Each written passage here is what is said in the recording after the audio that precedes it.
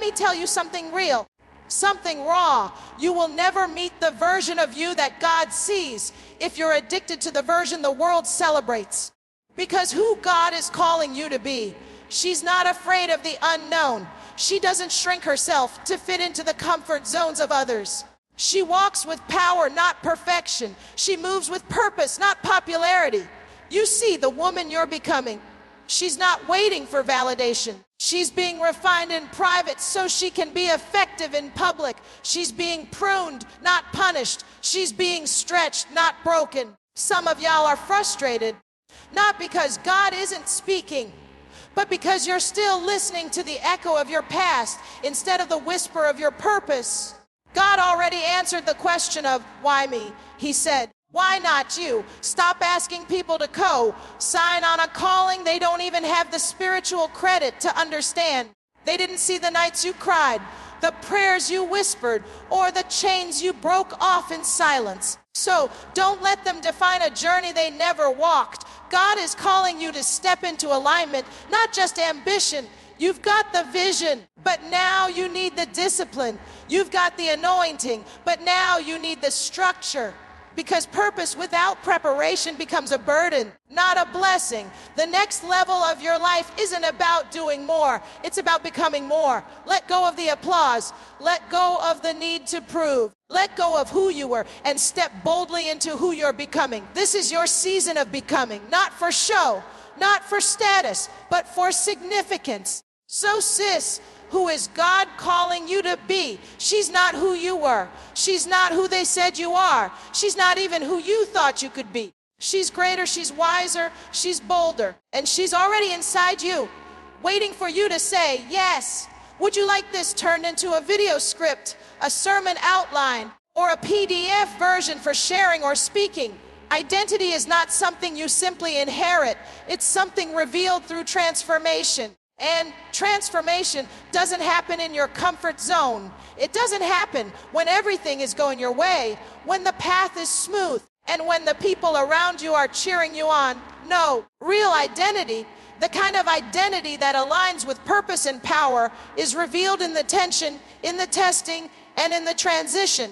It's in the between, when you've left behind the old version of yourself, but haven't fully stepped into the new, that God begins to whisper the truth about who you really are. Most of us are trying to build confidence from comfort, but let me tell you, comfort is a counterfeit classroom. It teaches you how to stay the same. It teaches you how to shrink to be like. It teaches you how to perform instead of evolve. But transition, that uncomfortable, uncertain, stretching place, is where identity gets refined.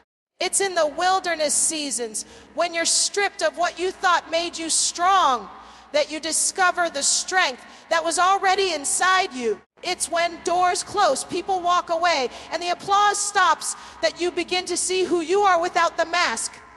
When God is calling you higher, He will often allow things to become uncomfortable, not because He wants to punish you, but because He wants to prepare you. Identity formed in comfort will crumble under pressure, but identity revealed in transition, that identity is solid. That identity has been tested. That identity has learned to stand even when the ground is shaking. We often think of transition as a delay, but what if it's divine development? What if what you're calling a setback is actually God pulling you back like an arrow so He can launch you further? What if your confusion is the birthplace of clarity? Sometimes you don't even know what's inside of you until life demands it. That's why pressure doesn't just crush, it also creates. Diamonds are formed in darkness. Oil is pressed out of olives. And your identity, the real, raw, powerful you, is uncovered in those pressing moments where you have no choice but to rise or retreat. See, when you stop resisting transition and start receiving from it, you realize that you are not being punished, you're being positioned. The stripping, the shifting, the silence, all of it is part of the reveal. And what's being revealed is someone more capable, more courageous, more connected to heaven than you ever imagined. You might be tired, you might be confused, but don't mislabel the season you're in. Transition is not the end, it's the opening scene of the next chapter. Don't rush it, don't numb it, don't fight it. Let it teach you. Let it stretch you.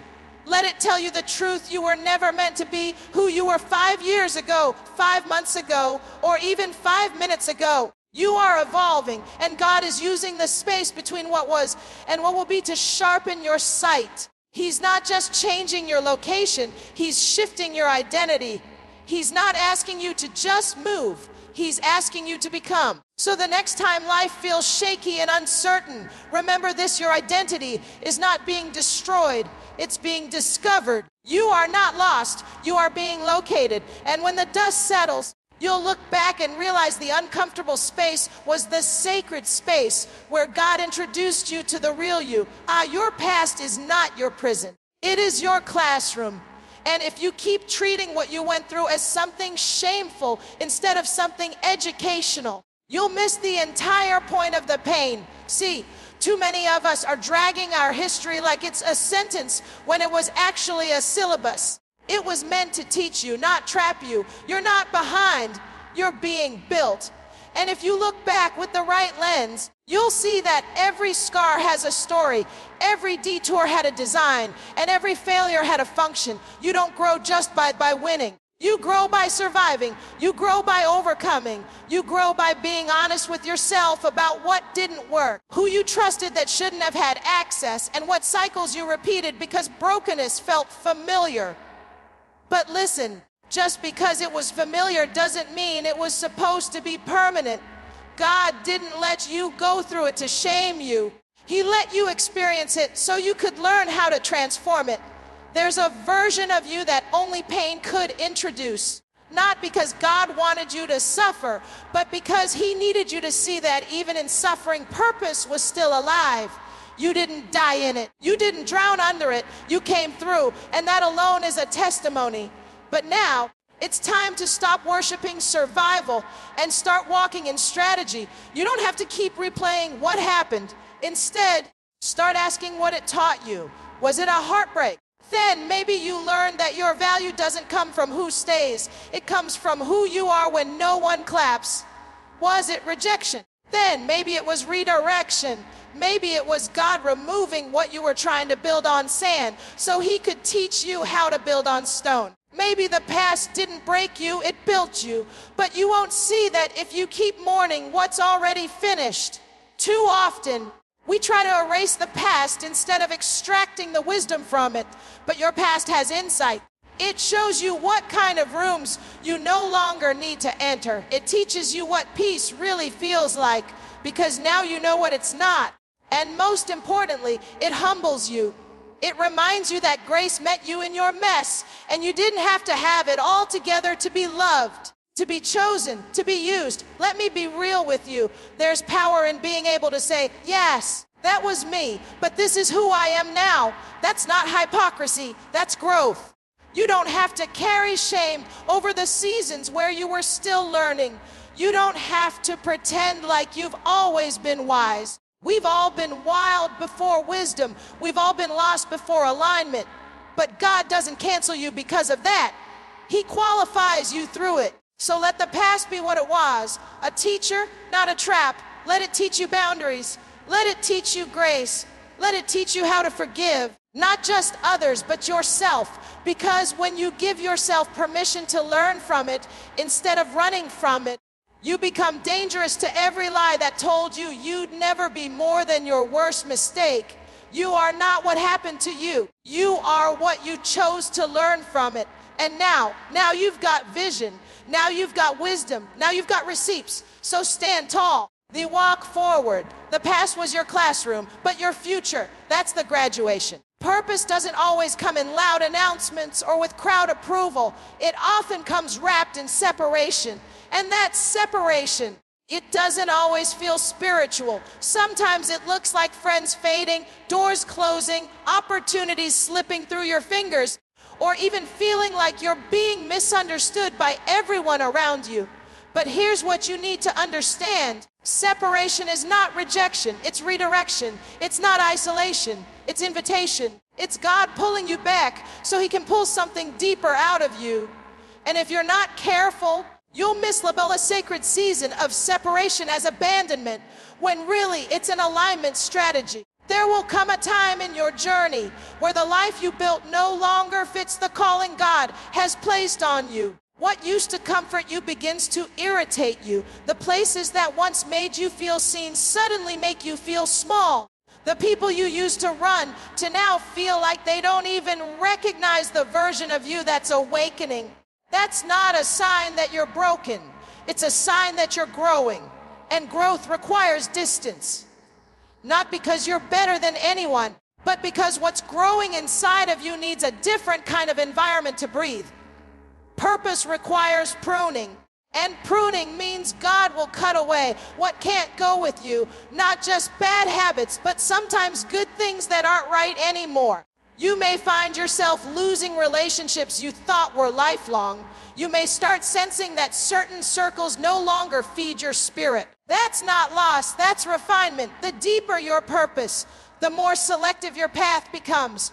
And when God is about to elevate you, He isolates you, not to harm you, but to heal and reset you. We all say we want to walk in purpose, but purpose has a cost. And one of the first payments is separation.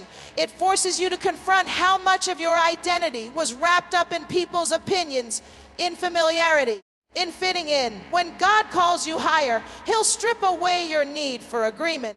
You won't always get confirmation from others.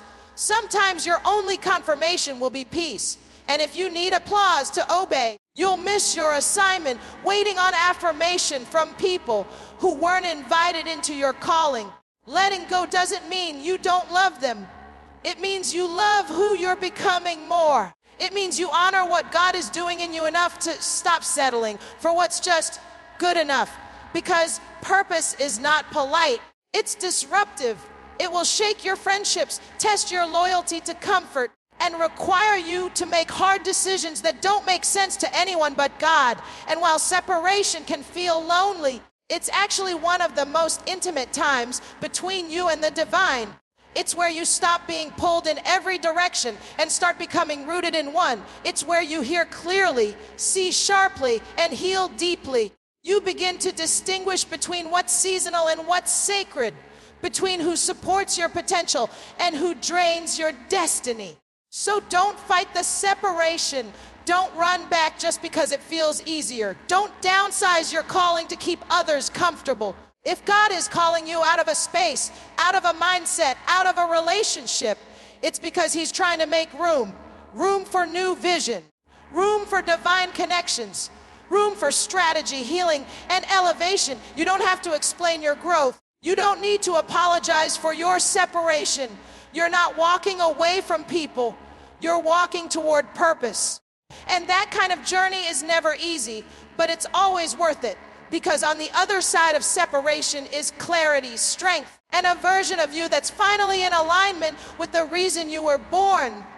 There is a war between your calling and the noise around you. And if you're not careful, you'll start answering to a name that has nothing to do with your destiny. Comparison is the enemy of clarity. It will convince you to chase someone else's timeline, mimic someone else's voice, and measure your worth against someone else's highlight reel. But you can't hear the divine whisper of purpose when your ears are filled with the volume of opinions, expectations, and social pressure. God doesn't speak in chaos. He speaks in clarity. And the calling on your life will never compete for attention. It waits for your attention. You were never meant to fit in the mold of this world. You were never meant to shrink to be palatable or twist your identity to match someone else's image. Your calling is custom. It is unique. And because it's unique, it won't always be understood. Stop expecting clarity from people who were never supposed to carry your vision. Stop waiting for consensus to make your move. When God speaks a calling over your life, He speaks to your spirit, not your status. He's not checking if the world agrees. He's waiting for you to obey. Comparison will tell you that you're behind. It'll say you're not ready. It'll point out everything you lack. But your calling was never based on your qualifications. It was built on your surrender. And when you surrender, you realize that what you thought made you inadequate was actually what made you available. God doesn't need perfect. He needs willing. He's not impressed by your followers, your resume, or your bank account. He's looking for someone who will shut out the noise long enough to say, "Here I am, use me." There comes a time when you have to unplug from the world's narrative and reconnect to heaven's strategy. That means turning down the noise of doubt, social pressure, and fear so you can tune into the still small voice that says, "You are chosen, you are called, you are ready." Even when you don't feel like it, your calling will never shout over your distractions.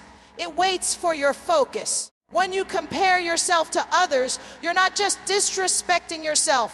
You're questioning the creativity of God. He didn't make you to be her. He didn't give you her journey, her timing, her gifts, because he didn't give her your assignment. What she's building is beautiful, but it's not yours to replicate. You don't need to compete when you were called to create, and you don't need to race when your purpose runs on a completely different clock. Sometimes we get stuck because we're too busy looking sideways. But the moment you lift your head and focus forward, you realize that your path has always been there, waiting for you to walk in it. And maybe, just maybe, the very thing you're called to do has been waiting for you to stop comparing long enough to begin. You can't copy your way into calling. You can't borrow someone else's anointing. You have to walk in what's yours, even if no one claps, even if no one understands, even if it doesn't look like success to anyone but heaven. The voice of comparison will always be loud, but the voice of calling, it's steady, it's sure, and it's yours. You don't have to be the loudest in the room. You just have to be the most aligned. Because when you're aligned, you don't have to chase opportunity. It finds you. You don't have to scream your worth. Your presence will speak for you. So silence the noise. Trust the whisper and walk in your lane unapologetically. Because the only person you're called to be like is the one God already called you to become. Elevation requires preparation, and preparation doesn't always look like progress. It can feel like obscurity. It can feel like stagnation. It can feel like being overlooked while others are being promoted.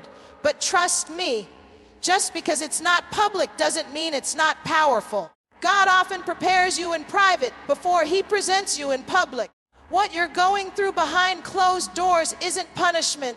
It's training ground, and you don't train in the spotlight. You train in the shadows, in the silence, in the stillness. That's where discipline is built.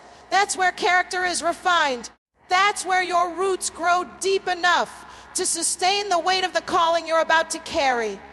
We live in a culture that glorifies exposure, but exposure without preparation leads to collapse.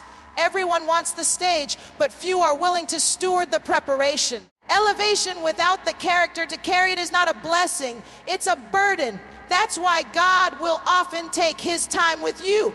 He will delay your moment, not because he's withholding, but because he's investing. You don't get oil without pressing. You don't get strength without resistance.